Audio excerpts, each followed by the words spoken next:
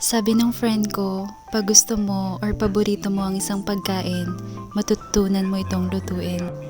Pero dyan siya nagkakamali. May YouTube naman.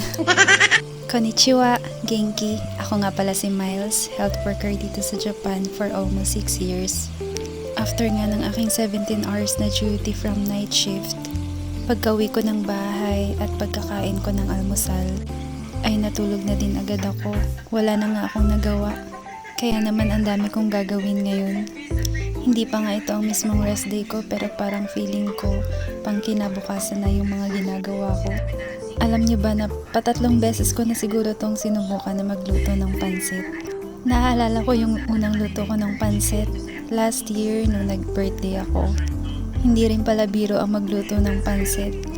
Hindi pwedeng sobra sa tubig, hindi din pwedeng kulang sa tubig. Medyo nahihiya nga ako na natatawa nung una kong luto ng pansit. Wala kasing halos lasa. Tapos naalala ko this year, nung New Year, nagluto ulit ako ng pansit.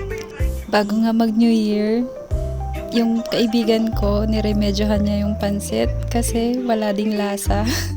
At dito ko na-realize na tama naman yung kaibigan ko. Pag gusto mo talaga yung isang bagay, matututunan mo itong gawin. Kausap ko nga dito ang mga mama at pinagmamalaki ko na nagluto ako ng pansit.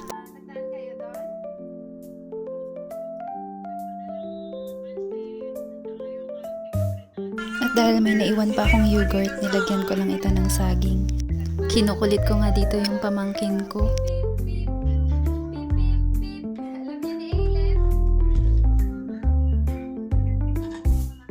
At syempre, hindi natin maiiwasan ng ganitong eksena after magluto.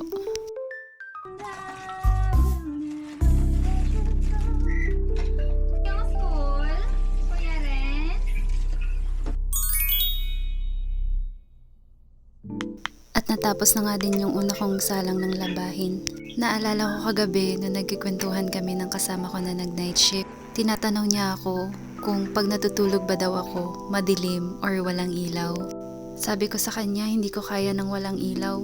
Kasi sabi niya, pag natutulog daw siya ng madilim, feeling niya daw para siyang sinasakal. Hanggang sa napunta na nga kami sa mga nakakatakot na kwento. Tapos, niloloko niya pa ako kasi malapit na ako mag-break time ng time na yun. Nagbiro nga siya na sasabay na lang din daw siya mag-break time. Babae po yung tinutukoy ko.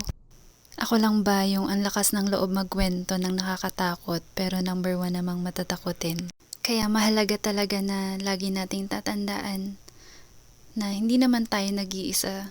Lagi tayong may gabay ng may taas. At hanggang dito na lamang. Maraming salamat sa suporta.